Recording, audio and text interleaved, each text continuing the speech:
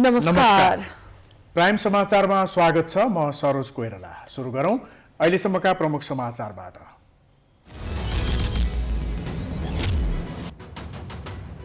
अमेरिकी मन्त्रीहरू शीर्ष नेताहरूसँगको भेटवार्तामा व्यस्त। एमसीसी मङ्सिर 28 गतेभित्र अनुमोदन नगराए फिर्ता लैजाने, दलहरूबीच तीव्र मतभेद, पेलेरै जाने दाउमा देउवा। 1 महिनादेखि न्यायालय अस्तव्यस्त। प्रधान न्यायाधीशद्वारा फेरि वार्ताको बारलाई प्रस्ताव। राणाले राजीनामा नदिएसम्म आन्दोलनलाई निरन्तरता दिने अडान। नेपालको स्वास्थ्य सेवा सबै जनताको पहुँचमा पुग्न सकेन। बिमा कार्यक्रम पनि 16% नागरिकमा मात्रै सीमित। काठमाडौँमै बिमा विस्तार गर्न असफल। 50 लाख मानिस बस्ने उपत्यकामा सार्वजनिक शौचालय अस्तव्यस्त। मुलुक नै खुला दिशामुक्त भएको 2 वर्ष बित्दा पनि कार्यान्वयन भएन, नागरिकलाई शास्ति। कांग्रेसको प्रदेशसभा निर्वाचन क्षेत्रको अधिवेशन आज सम्पन्न। नेतृत्वको लागि हानाथाप, एमालेमा सर्वसम्मतको प्रयास जारी। माओवादी वडा अधिवेशनमा जुट्यो। अस्ट्रियामा आउँदो सोमबारबाट पूर्ण रूपमा लकडाउन गर्ने घोषणा। कोभिड-19 संक्रमण विरुद्ध खोप अभियान पनि तीव्र पारिने।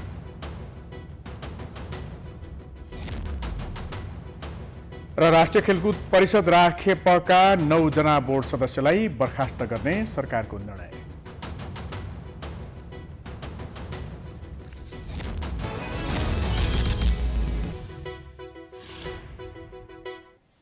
अब समाचार विस्तारमा। एमसीसी सम्झौतालाई संसदबाट अनुमोदन गराएर कार्यान्वयनको ढोका खोल्ने कि नखोल्ने भन्ने विषयमा नेपालमा व्यापक मतभेद छ। दलहरू एकजुट हुन सकेका छैनन्। नागरिक स्तरबाट पनि एमसीसीको विरोध भइरहेको छ। तर अमेरिकाले भने मङ्सिर 28 गतेभित्र अनुमोदन नगराए फिर्ता लैजाने चेतावनी दिएको छ। एक रिपोर्ट। एमसीसी सम्झौता अनुसार संसदबाट अनुमोदन गरेर नेपालले नराख्ने हो भने अमेरिकालाई तत्काल जवाब दिन चेतावनी दिएका हुन्। नेपाल भ्रमणमा रहेका दक्षिण तथा मध्य एसिया मामिला हेर्ने अमेरिकी सहायक विदेश मन्त्री डोनाल्ड लूले आगामी मङ्सिर 28 गतेसम्म एमसीसी सम्झौता नेपालले कार्यान्वयन गर्ने नगर्ने स्पष्ट पार्न तिथि मिति नै निर्धारण गरेर राजनीतिक दलका शीर्ष नेतासँग चेतावनीको भाषामा अमेरिकाको असन्तुष्टि पोखे। सत्तारूढ दल माओवादी केन्द्रका अध्यक्ष पुष्पकमल दाहालसँग शुक्रबार भएको भेटमा सहायक विदेश मन्त्री लूले समय सीमा निर्धारण गरेर एमसीसीका विषयमा निर्णय गर्न आग्रह गरेका हुन्। नेपालमा एमसीसी सम्झौता अघि बढाउने कि नबढाउने भन्ने 14 डिसेम्बरसम्म अमेरिकालाई प्रष्ट जवाब दिन आग्रह गरेका हुन्। सो अवसरमा लूलाई माओवादी केन्द्रका अध्यक्ष दाहालले प्रष्ट जवाब भने दिएनन्। दाहालले विदेशीको सहयोग लिने विषयमा नेपाल सकारात्मक नै रहेको, तर एमसीसी सम्झौताका कागजातका कारण नेपालमा अहिले बहस चलिरहेको लूलाई बताएका थिए। दाहालले पहिले भएको सम्झौतामा पछि संसदीय अनुमोदनको कुरा जोडिएपछि नेपालमा धेरै ठुलो बहस चलेको अमेरिकी सहायक विदेश मन्त्री डोनाल्ड लूलाई जानकारी गराए। नेपालमा भने एमसीसी सम्झौता कार्यान्वयन गर्न भन्दा नगर्न राजनीतिक दलका नेतालाई दबाव बढेको छ। तर एमसीसी नेपालको पूर्व राष्ट्रिय संयोजक कृष्ण गेवाली भने एमसीसी सम्झौता कार्यान्वयन गरेर अगाडि बढ्दा नेपालको विकासमा सहयोग पुग्ने धारणा राख्छन्। आँटिलो कसो भने अब आफू चाहिँ विश्वस्त छ भने हैन, एउटा देशभक्तिको चाहिँ भावनाबाट नेपालको चाहिँ हित हुने किसिमले आफू चाहिँ यो गर्दाखेरि ठिक हुन्छ भन्ने कुरामा विश्वास छ भने नेतृत्वले जोखिम पनि उठाउनुपर्छ। कूटनीतिक चाहिँ दक्षताको चातुर्यको अधिकतम प्रदर्शन गरेर मन जित्नुपर्छ, विश्वास जित्नुपर्छ। लूले प्रधानमन्त्री शेरबहादुर देउबा, परराष्ट्र मन्त्री डाक्टर नारायण खड्का मन्त्रीहरूलाई पनि भेटेर छिटो एमसीसी सम्झौता कार्यान्वयन गर्न दबाब दिएका थिए। यसैगरी सहायक मन्त्री लूले शुक्रबार नै प्रमुख प्रतिपक्ष दल नेकपा एमालेका अध्यक्ष केपी शर्मा ओलीसँग पनि भेटेर एमसीसी अनुमोदनका विषयमा प्रश्न गरे। उनले एमसीसीका विषयमा एमालेको धारणा मागेका थिए, तर अध्यक्ष ओलीले आफूहरू विपक्षी दल भएको र यस विषयमा सत्तारूढ दलले आफूहरूलाई केही जानकारी नगराएको जवाब दिएका थिए। दलहरू अनिर्णयको बन्दी बनेका बेला कतिपय जानकारहरूले भने एमसीसी नेपालको हितमै भएको सुझाव दिने गरेका छन्। सरकारमै बसेका 2टा घटक यसलाई पारित गर्न सकिन्छ भनेर भनिराखेको छ। अर्को दुईटा घटकले चाहिँ यसलाई बिना संशोधन पारित गर्न सकिँदैन भनेर भनिरहेको छ। त्यो समस्या उनीहरूको होइन, हाम्रो हो। त्यसलाई त हामीले समाधान गर्नुपर्छ। लिने भए पनि नलिने भए पनि हामीले एउटा स्पष्ट निर्णय गर्न सक्नु पर्यो र त्यसका दुवै परिणामलाई सम्बोधन गर्न सक्नु पर्यो सरकारले। यसअघि एमसीसीका उपाध्यक्ष फातिमा सुमारले पनि एमाले अध्यक्ष केपी शर्मा ओलीलाई यही प्रश्न सोधेकी थिइन्। सत्ता साझेदार 5 दलीय गठबन्धनका अरू शीर्ष नेतासँग पनि लुले भेट गरेर एमसीसी अनुमोदन गर्ने कि नगर्ने जवाब दिन आग्रह गरेका छन्। प्रधान न्यायाधीश चोलेन्द्र शमशेर जबराले नेपाल बार एसोसिएसनका अध्यक्ष चण्डेश्वर श्रेष्ठलाई पत्र पठाएर वार्ताको आह्वान गरेका छन्। बारको सल्लाहकार समितिको बैठक सुरु हुन लाग्दा श्रेष्ठलाई सर्वोच्च अदालतबाट पत्र प्राप्त भएको हो।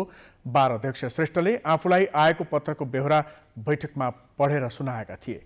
प्रधान न्यायाधीश जबराले आफू छलफल र संवादबाट अहिलेको समस्या समाधानका लागि तयार भएको भन्दै जुनसुकै बेला वार्ता गर्न प्रस्ताव गरेका छन्। प्रधान न्यायाधीश जबराले आफूले न्यायपालिकाको सुधार र सुदृढीकरणका लागि जस्तो सुकै सहयोग गर्न तयार रहेको बेहोरा उल्लेख गर्दै संवाद र छलफलबाट नै समाधान खोज्ने गरी पत्र पठाएका हुन्।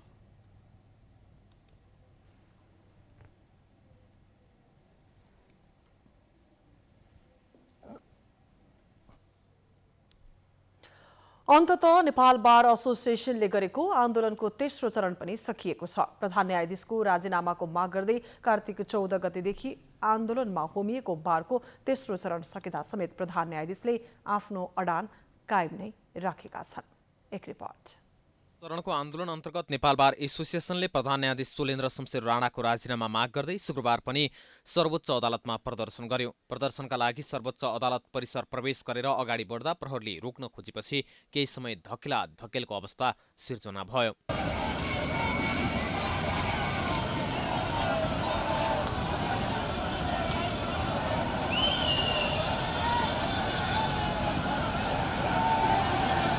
त्यसो त मंगलबार र बुधबार अत्यन्तै शान्तिपूर्ण प्रदर्शन गरेको बारले बिहिबार भने दोस्रो गेटमा पनि प्रदर्शन गर्न खोजेपछि लामो समय प्रहरी र कानुन व्यवसायको रस्साकस्सी भएको थियो, जसले गर्दा शुक्रबार ठूलो संख्यामा सुरक्षाकर्मी परिचालन गरिएको थियो। अत्यन्तै ठूलो संख्यामा हतियारधारी सुरक्षाकर्मीले घेरा हालेपछि कानुन व्यवसायीले केही समय नाराबाजी गर्दै नियमित रूपमा नै धरना दिए। धरनापछि अरू बेला नेपाल बारको प्राङ्गणमा विरोध सभा गरे पनि शुक्रबार भने नेपाल बारले सर्वोच्च परिसरमै विरोध सभा गर्यो। सुरक्षाकर्मीले सञ्चारकर्मीलाई सर्वोच्च प्रवेशमा रोक लगाए पनि कानुन व्यवसायीले भने प्रहरीलाई हटाएर सञ्चारकर्मीलाई भित्र छिराएको थियो। त्यसपछि कानुन व्यवसायीले प्रेस स्वतन्त्रताको नारा लगाएका थिए।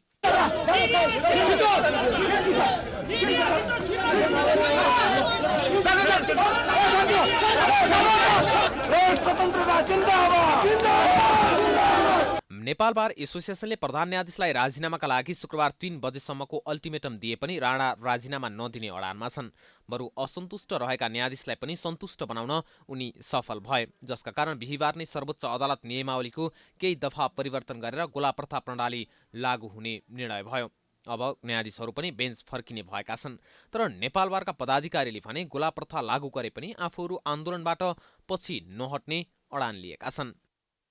तपाईले मिडियामा सुन्नु होला, हिजो गोला प्रथाको नियम पूर्ण बैठकबाट पास भयो। म भन्न चाहन्छु त्यो गोला प्रथामा यो प्रधान न्यायाधीशको कुनै पनि संलग्नता भयो भने हामी मान्ने छैनौँ। त्यसो त 14 गतेदेखि आन्दोलनमा होमिँदा नेपाल बारले गोला प्रथा प्रणाली लागू गर्ने पनि माग राखेको थियो। तर अहिले भने नेपाल बारले प्रधान न्यायाधीशको राजीनामा नै अन्तिम विकल्प भएको भन्दै गोला प्रथा आफूहरूको आन्दोलन तुहाउने षड्यन्त्र मात्र भएको आरोप लगाउन थालेका छन्। इजलास नै बहिष्कार गरेर बारकै पक्षमा उभिएका न्यायाधीशहरू इजलासमा फर्किएसँगै बारको आन्दोलन कमजोर हुँदै जाने हो कि भन्ने आकलन गर्न थालिएको छ।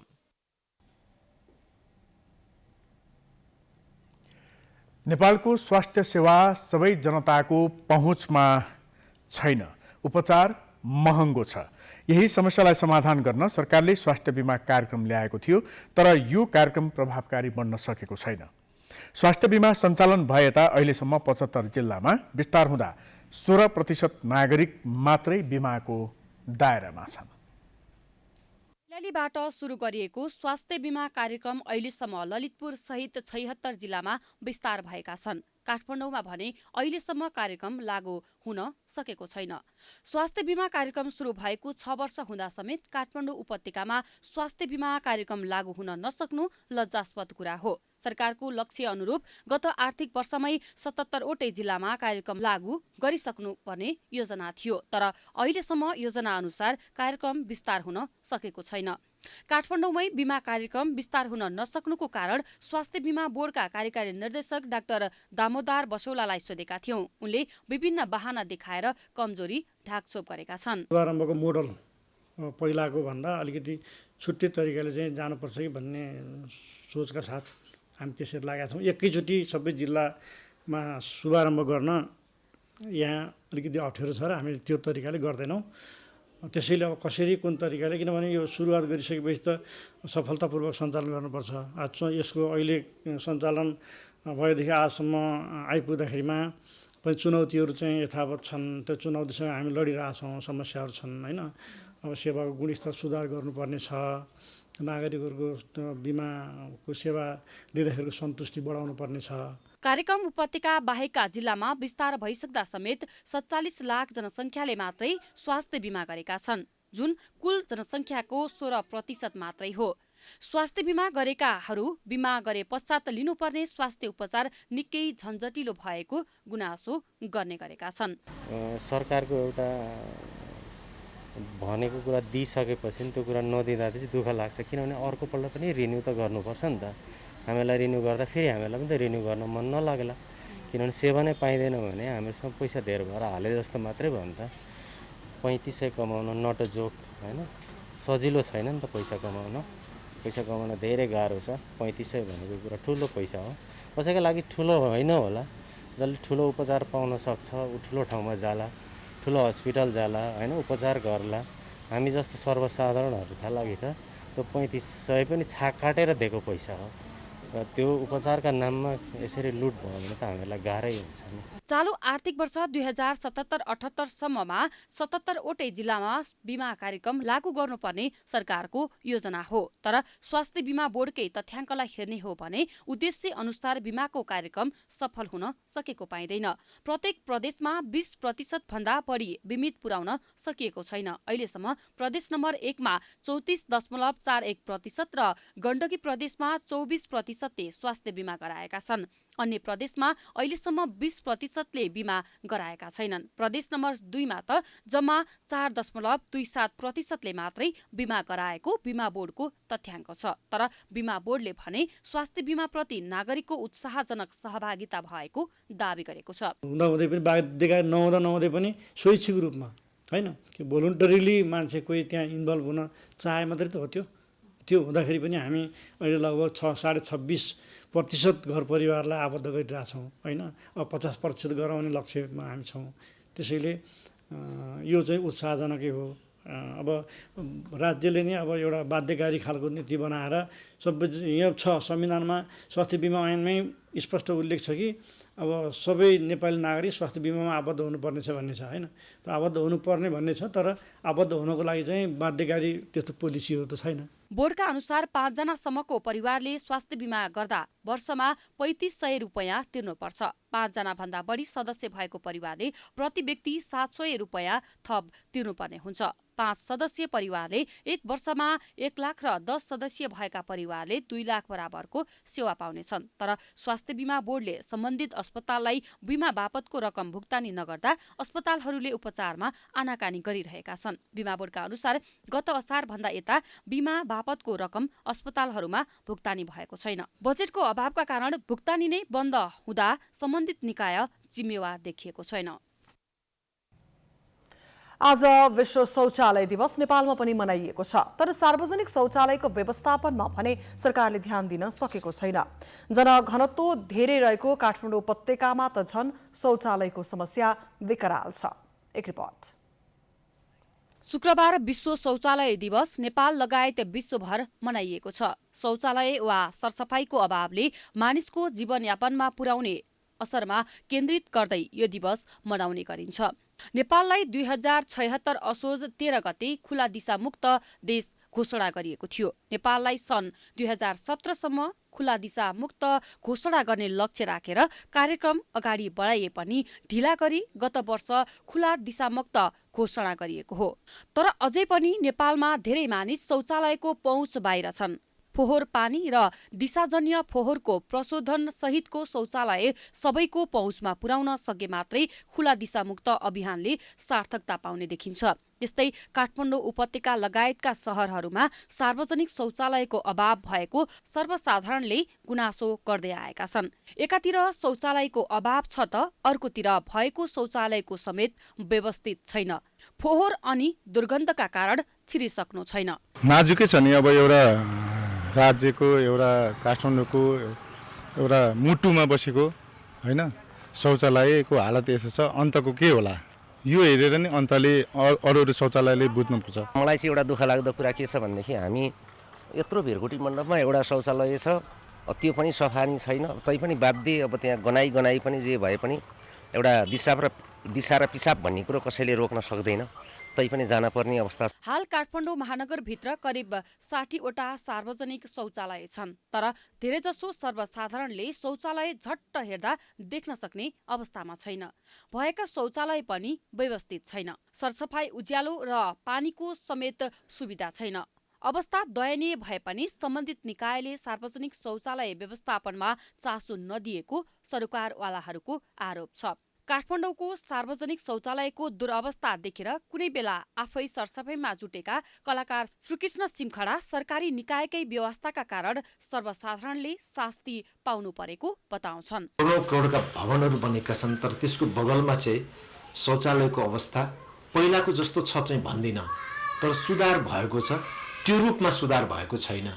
त्यसैले हामीले घर चाहिँ बनाउन जान्यौँ, शौचालय बनाउन जानेनौँ, हामी टाइसुट लाउन पनि जान्यौँ, तर निर्वाध रूपमा च्यापेको बेलामा सजिलो तरिकाले पिसाब फेर्न पाइने एउटा अवसरको चाहिँ हामीहरूले त्यसलाई आत्मसात गर्न सकेनौँ। काठमाडौँका स्थानीय बासिन्दा, व्यापारी, चालक र विद्यार्थीहरू सार्वजनिक शौचालयको अभावमै पनि जसोतसो दैनिकी गुजार्न बाध्य भए पनि नवआगन्तुक तथा यात्रुहरू शौचालय अभावका कारण सङ्कटमा पर्ने गरेका छन्। विशेष गरी वैदेशिक रोजगार, होलसेल किनमेल र आफन्त भेटघाटका लागि यहाँ आउने सर्वसाधारणमा सार्वजनिक शौचालयको ज्यादै अभाव खड्किने गरेको छ। बढ्दो शहरीकरण र जनसङ्ख्याका कारण सार्वजनिक शौचालयको आवश्यकता बढेको छ, तर त्यसको व्यवस्थापन सही ढङ्गले हुन सकेको छैन। प्राइम टाइम्स टेलिभिजनका लागि दीक्षा गौतमको रिपोर्ट। समाचारको सिलसिला जारी छ, हामी विश्राम पछि आउँछौँ।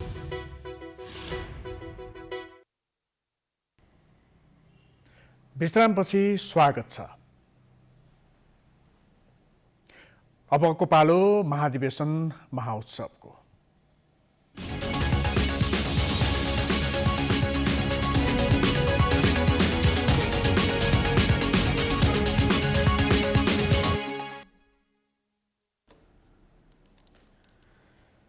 नेपाली कांग्रेसको 14औं महाधिवेशन अन्तर्गत शुक्रबार प्रदेश क्षेत्रका 330 स्थानमा प्रदेश क्षेत्रीय अधिवेशनका क्रममा कतै निर्विरोध भएको छ भने कतै उम्मेदवारी दर्ता भएर भोलि मतदान हुने भएको छ। नेपाली कांग्रेसले वडा, गाउँ र नगरको अधिवेशन सकेर प्रदेश सभाका निर्वाचन क्षेत्रमा शुक्रबार अधिवेशन सुरु गरेको हो। एक रिपोर्ट। नेपाली कांग्रेसको वडा, गाउँ र नगरको अधिवेशन सकिएको छ भने एकमात्र निर्वाचन क्षेत्र भएका 13वटा हिमाली जिल्लाको नेतृत्व पनि यसअघि अधिवेशन सकिएको छ।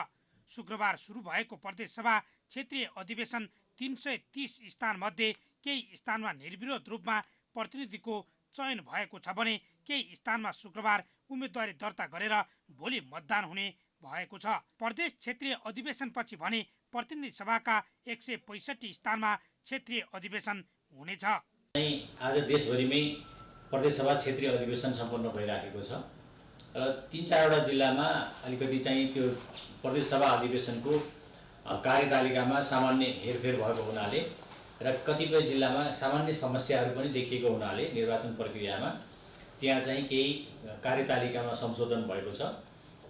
अन्य सबै जिल्लाहरूमा प्रदेशसभा क्षेत्रीय अधिवेशन आज सुचारू रूपले सम्पन्न भएको हामीलाई अहिलेसम्म जानकारी आएको छ र कहीँ त्यसरी रोकिएको भन्ने अहिलेसम्म त्यस्तो सूचना आएको छैन। नेपाली कङ्ग्रेसमा देखिएको गुट उपगुट अहिले केन्द्रमा मात्र नभएर वडा, गाउँ र नगर हुँदै प्रदेश र प्रतिनिधि सभा निर्वाचन क्षेत्रको क्षेत्रीय अधिवेशनका लागि पनि समूह निर्माण गरेर चुनावी वातावरण निर्माण गरेका छन्।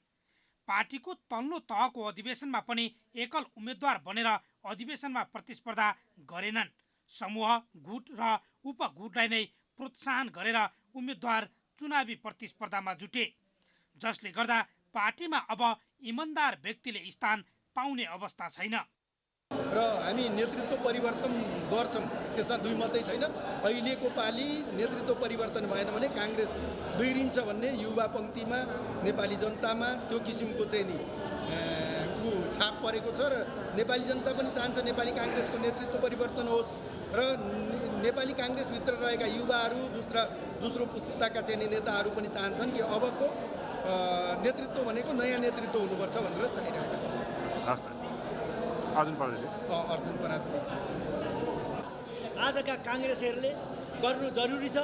म यो यसैका लागि चाहिँ म आशावादी छु। यो हुनुपर्छ भने प्रत्येक नेपाली काङ्ग्रेसका कार्यकर्ता नेताहरूलाई चाहिँ म आह्वान गर्छु। म यही अपेक्षा मेरो नेपाली काङ्ग्रेस पार्टीसँग। प्रदेशको क्षेत्रीय अधिवेशनपछि नेपाली कङ्ग्रेसले प्रतिनिधि सभाको निर्वाचन क्षेत्र रहेका 165 क्षेत्रमा क्षेत्रीय अधिवेशन गर्नेछ। क्षेत्रीय अधिवेशनपछि सबै जिल्लामा जिल्ला अधिवेशन सकेर 7 प्रदेशमा आगामी मङ्सिर 16 र 17 गते प्रदेश महाधिवेशन हुनेछ। 7 प्रदेशमा प्रदेश अध्यक्ष सहित कार्य समितिको अधिवेशनपछि मात्र आगामी मङ्सिर 24बाट 26सम्म केन्द्रीय महाधिवेशन काठमाडौँमा गर्ने नेपाली कङ्ग्रेसले निश्चित गरेको छ। प्राइम टाइम्स टेलिभिजनका लागि हरिशरण तिमिल सिन्हाको रिपोर्ट।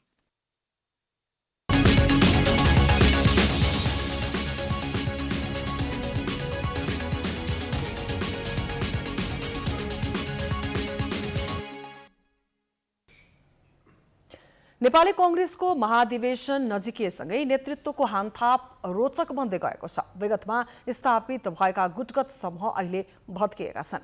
एक नेताले अर्को नेतालाई सभापतिको उम्मेद्वारमा स्वीकार गर्न सकेका छैनन्, जसले गर्दा नेताहरू असुरक्षित बनेका छन्। एक रिपोर्ट।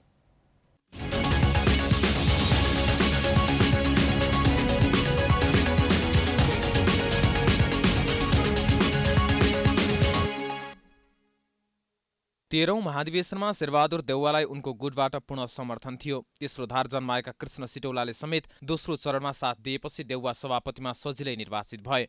तर अहिले अवस्था त्यस्तो छैन। पार्टीभित्र जति परम्परागत समूहहरू थिए ती परम्परागत समूहहरूभित्र पनि एकमत नभएको अवस्था छ।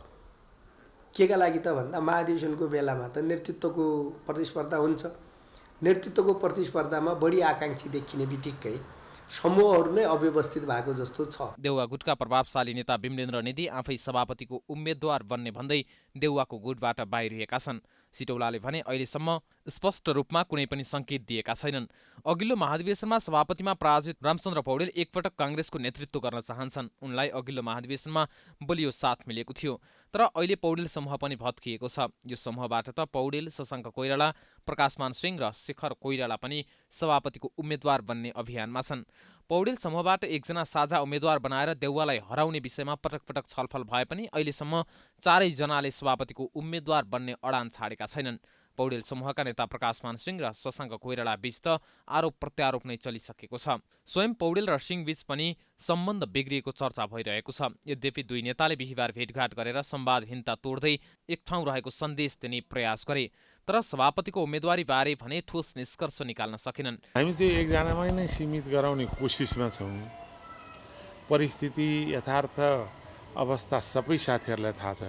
त्यसकारण सबैजनाहरूको बिचमा हामी अझै पनि बसेर चाहिँ नि सम्मतिपूर्ण सहमति निर्माण गर्छौँ भन्ने मलाई चाहिँ विश्वास छ। सभापति पछिको महत्त्वपूर्ण पदहरू उपसभापति र महामन्त्रीमा पनि ठूलै लडाईँ हुने देखिन्छ।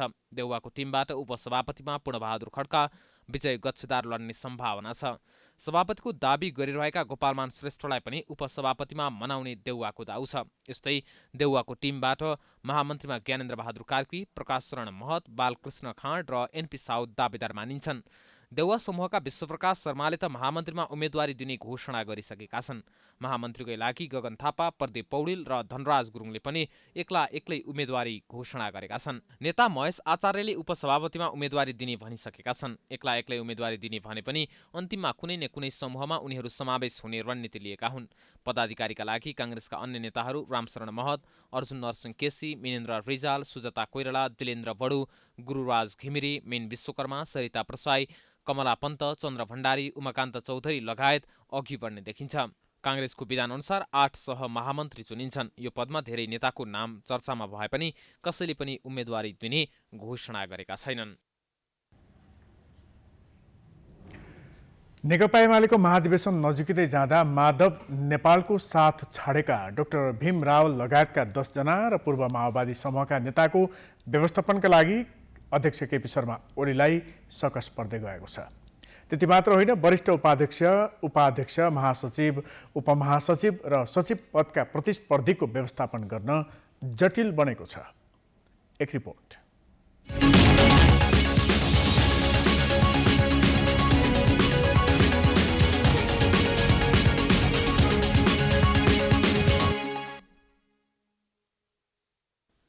नेकपा एमालेको आसन्न महाधिवेशनमा माधव नेपालको साथ छाडेका 10 जनाले पहिलेको पद प्राप्त गर्न सक्ने अवस्था अहिले छैन। एमालेका नेता डाक्टर भीम रावल वरिष्ठ उपाध्यक्षमा उठ्ने मनस्थितिमा छन्, तर उनीसँग रहेका 10 जना पनि 10 तिर फर्केकोले त्यो पद पाइहाल्ने अवस्था छैन। त्यसैगरी वरिष्ठ उपाध्यक्षका लागि ईश्वर पोखरेल, सुभाष नेङवाङ, अष्टलक्ष्मी साक्य र रामबहादुर थापा बादलको पनि दाबी छ। महासचिवमा विष्णु पौडेल, शङ्कर पोखरेल, सुरेन्द्र पाण्डेले दाबी गरेका छन्। अध्यक्षमा केपी शर्मा ओलीको सर्वसम्मत भए पनि वरिष्ठ उपाध्यक्ष, महासचिव र सचिवमा सहमति कायम गराउन ओलीलाई सकस परेको हो। तर नेताहरूले भने सर्वसम्मत नेतृत्व चयन हुने दाबी गरिरहेका छन्। व्यवस्थापन हुन्छ, उहाँहरू प्रतिनिधि बनेर जुन निर्वाचित भएर आउनु पनि भएको छ धेरै ठाउँबाट, त्यसमा उहाँहरू छुट्नुहुन्न, उहाँहरूको प्रतिनिधित्व हुन्छ।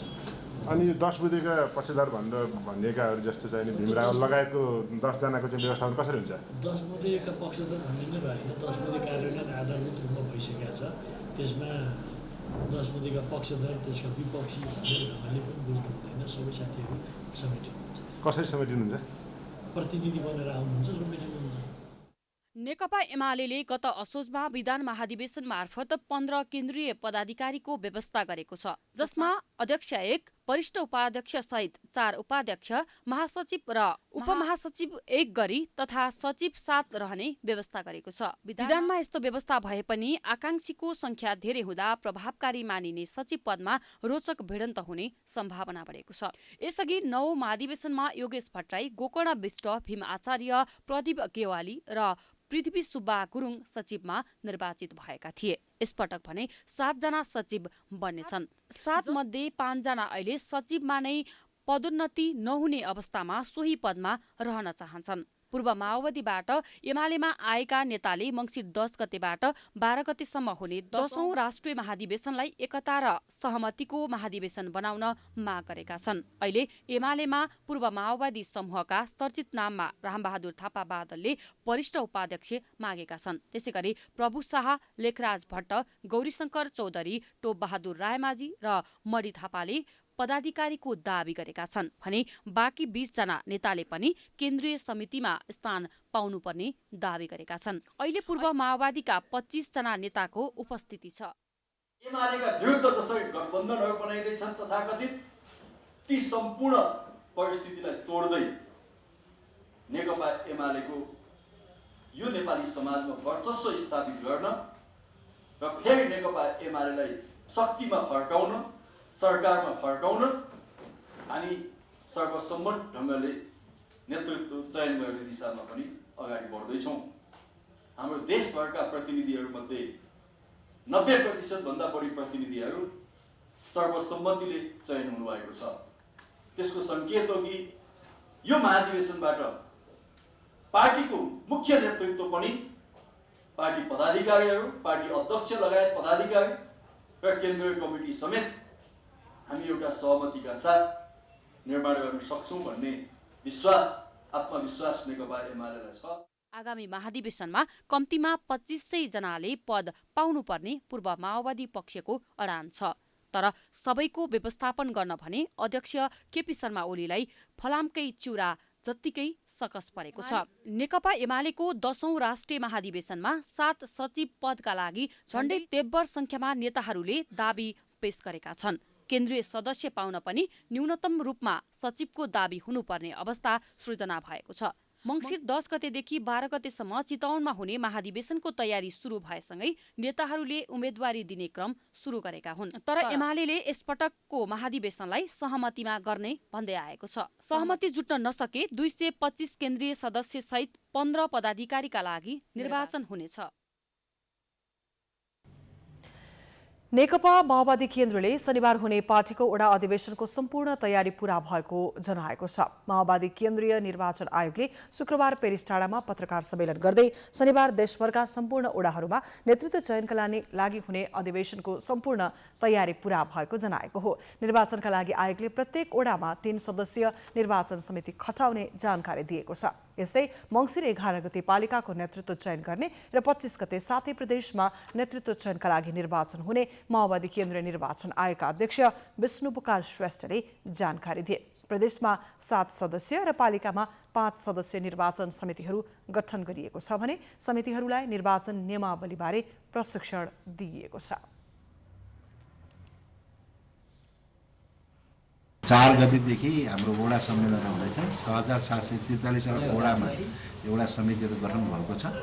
यस्तै 753 वटा पालिकाहरूमा पनि गठन भइसकेका छन्। 10वटा प्रदेश छ, 10 प्रदेशमा पनि समितिहरू गठन भइसकेका छन्। प्रदेशको सम्मेलनपछि आगामी पुस 11 गतेदेखि 13 गतेसम्म पार्टीको राष्ट्रिय सम्मेलन हुने आयोगले जनाएको छ।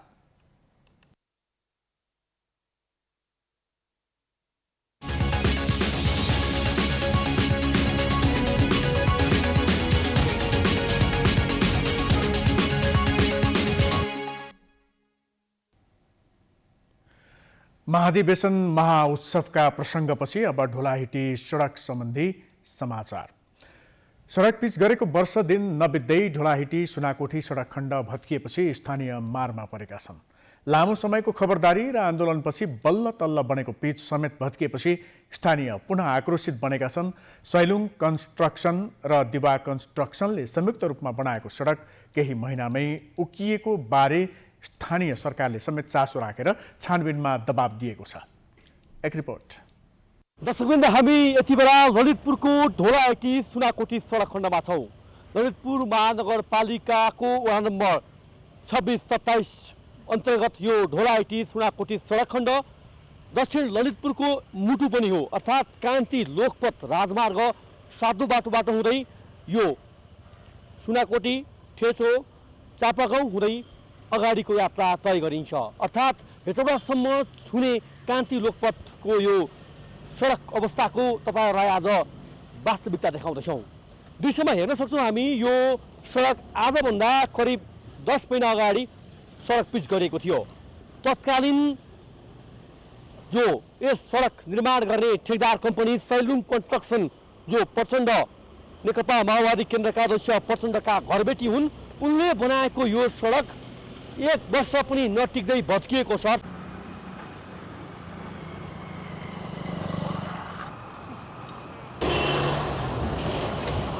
विशेष गरी सातो बाटो हुँदै ढोलाहिटीतर्फ आउँदै गर्दाखेरि जो नेकपा माओवादी केन्द्रका अध्यक्ष प्रचण्डको निवाससम्म सडक विस्तार र पिच गरिएको छ भने त्यसभन्दा माथि ढोलाहिटीभन्दा माथि आएको करिब यो 3 किलोमिटर सडक खण्ड कन्तबिजोग अवस्थामा छ। एक त साँघुरो बाटो, दोस्रो सडक पिच गरेको 1 वर्ष नबित्दै पिच भत्किएको छ। हेर्नुहोस् यो दुराम्य दृश्य। यो सडक भित्रको जो 1 वर्ष नबित्दै सडक भत्किएपछि नागरिकले पाइरहेको यो शास्तिको एउटा ज्वलन्त उदाहरण। 10 महिना त होइन, 2 महिना पनि टिकेन भनौँ न। लकडाउन 2 महिना 3 महिना भयो, त्यसपछि लगत्तै गुड्ने बित्तिकै बन्द, पिच भड्किने ठाउँमा। यसको लागि हामीले वडामा पहल गरेँ। यता भन्दाखेरि चाहिँ अब झरी परेको छ, त्यसपछि बनाइदिउँला भने यत्तिकै धुलो धुवा मान्छेहरू त अब बिरामी परेको यो कोरोना भाइरस भन्दा पनि ठुलोले पर्ने भयो अहिले त। सबै कुरो त यो राजनीति पार्टीहरूको जिम्मेवारी हो। राजनीति पार्टीहरूले कुनै जिम्मेवारी लिएको अवस्था छैन। जे जसरी हुन्छ उनीहरूलाई के कसरी हुन्छ यो एक लटमा किनभने 7 पुस्तालाई पुग्ने सम्पत्ति चाहिँ उहाँहरूले जोड्ने मात्रै हो। तर जनताको लागि चाहिँ केही बोल्ने र गर्ने मनसाय चाहिँ कुनै पार्टीको पनि देखिँदैन। सबै मान्छे आउँछ, थुप्रो मान्छे आउँछ, सबै बनाउनु भन्छ होइन। जे होस् यो ठाउँमा नै बनाउनु भन्छ भने मान्छेहरूले भन्छ बनाउनु भने 1 वर्ष नटेक्या रे सब भारी नेपाल सरकारी चोर यार पनि होला। तपाईँहरूकै पलमा हामीले गत वर्ष पनि यस्तै नै ठुलो खाएर एकदम आजित भइसकेको बेलामा सबैको पहलले हामीले चाहिँ यो पिच गरेका थियौँ। तर विडम्बना अब हामी प्राविधिक होइन, प्राविधिक कुन त्रुटि थाहा छैन। 2 महिनापछि पिच फर्कने चाहिँ सुरु भयो। 3 महिनामा त साँच्ची भन्नु कुरा त पिच नगरेको स्वर नै जस्तो भएको थियो। त्यसपछि हामीले तत्कालै पिच गर्ने ठेकदार भनौँ। त्यसपछि त्यो अब हाम्रो सडक विस्तार आयोजना छ, त्यहाँ सबै ठाउँमा हामीले जानकारी दियौँ। भनेपछि सडक विस्तारले के भन्यो भने उहाँहरूले 1 वर्षभित्रमा बिग्रियो भने त्यो जुन कन्ट्र्याक्टर छ त्यहीबाट गराउनुपर्छ। उहाँले गरिन्छ भन्नुभयो। गरिन्छ होइन, अब गर्नु नै पर्ने भयो। यो त हाम्रो बेजरको कुरा हो। कम्तीमा पनि नागरिकले चाहिँ सरकारलाई तिर्ने जस्तो कर तिरिरहेका छन्। तर अहिलेसम्म पनि हामी हेर्न सक्छौँ यस्तो लाजमर्दो यो सडक बनेन। उपराष्ट्रपति नन्द बहादुर पुनले देश निर्माणका लागि युवाहरूको भूमिका महत्त्वपूर्ण हुने बताएका छन्। ग्लोबल युथ लिडरसिप समिट 2021लाई सम्बोधन गर्दै उपराष्ट्रपति पुनले अब मुलुक विकासको बाटोमा लम्किएकाले युवाले नै देशलाई अगाडि बढाउनु पर्ने बताएका हुन्। उनले नेपाल कला, संस्कृति र पर्यटकीय हिसाबले महत्त्वपूर्ण भएकाले अन्य देशबाट आएका युवा प्रतिनिधिलाई नेपाल भ्रमण गरेर सकारात्मक सन्देश प्रवाह गर्न आग्रह पनि गरे। यो सम्मेलनमा सहभागी हुन 42 मुलुकका युवा उद्यमी र समाजसेवी अभियन्ताहरू यहाँ आइपुग्नु भएको मैले जानकारी पाएँ। पाहुनाका रूपमा आउनुभएका युवा नेतृत्वलाई गौतम बुद्धको देश र सगरमाथाको देशमा स्वागत गर्न पाउँदा हामी अत्यन्तै आभारी छौँ। पर्यटन, कृषि, जलविद्युत, पूर्वाधार निर्माण र औद्योगिक विकासको माध्यमबाट नेपाललाई छोटै समयमा समृद्ध राष्ट्र बनाउने हाम्रो अभियानमा विदेशबाट आउनुभएका सम्पूर्ण मित्रहरू तथा सबै मित्रहरूको समर्थन रहने विश्वास हामीले गरेका छौँ। ग्लोबल युथ पार्लियामेन्टले आयोजना गरेको 2 दिने कार्यक्रममा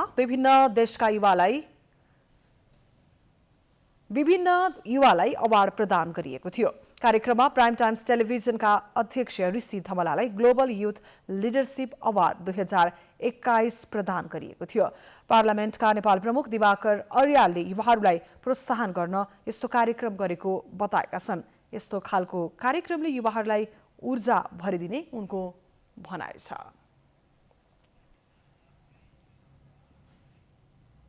समाचारको सिलसिला अझै जारी छ। हामी विश्रामपछि आउँछौँ। विश्रामपछि स्वागत छ। अब अन्तर्राष्ट्रिय समाचार।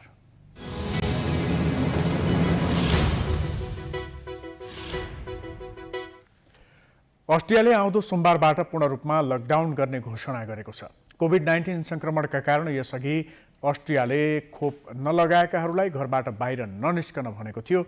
अस्ट्रियामा लकडाउन अधिकतम 20 दिनसम्म रहने र 1 फेब्रुअरी 2022 देखि खोप लगाउन सुरु गर्ने भनिएको छ।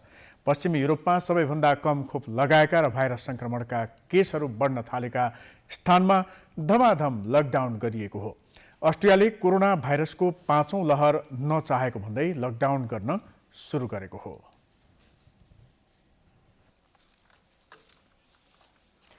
अब खेलकुद समाचार।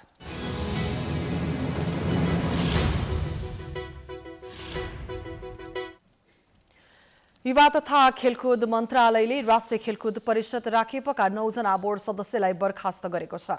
मन्त्रालय स्रोतका अनुसार रेणुका श्रेष्ठ, सुवर्ण श्रेष्ठ, सुभाष श्रेष्ठ, सम्पन्न श्रेष्ठ, अर्जुन बहादुर केसी र विज्ञका रूपमा मनोनित इन्दिरा निरौला एवं रिम राणा भाटलाई बर्खास्त गरेको हो। त्यस्तै उद्योग वाणिज्य महासंघबाट मनोनित गोपाल खनाल तथा साहसिक परम्परागत तथा पर्यटकीय खेलकुदबाट मनोनित गोविन्द भट्टराईलाई पनि बर्खास्त गरेको छ। यसअघि खेलकुद मन्त्री महेश्वर जङ गहतराजले मन्त्रीस्तरीय निर्णय अनुसार राखेपका 9 जना बोर्ड सदस्यसँग स्पष्टीकरण मागेका थिए। चित्त बुझ्दो स्पष्टीकरण नदिएपछि उनीहरूलाई बर्खास्त गरिएको हो।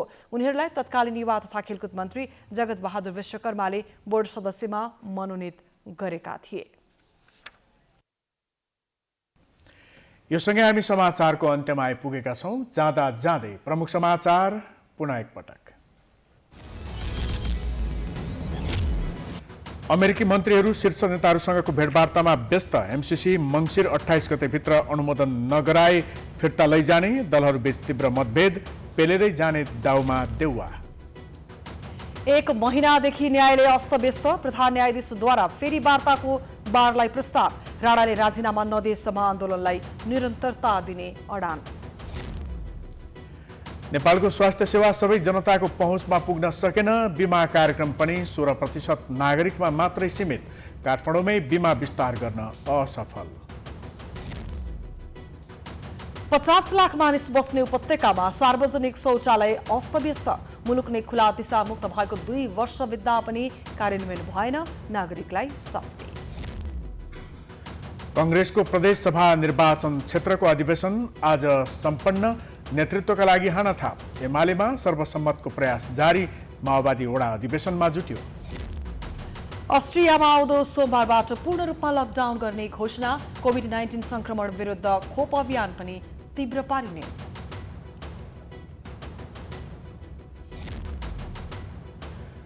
र राष्ट्रिय खेलकुद परिषद राखेपका 9 जना बोर्ड सदस्यलाई बर्खास्त गर्ने सरकारको निर्णय।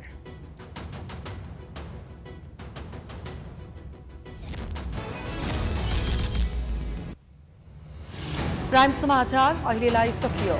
यसपछिको प्रस्तुति जनता जान्न चाहन्छन् ऋषि धमलाको साथमा। प्राइम टाइम्स टेलिभिजन हेर्दै गर्नुहोला। नमस्कार।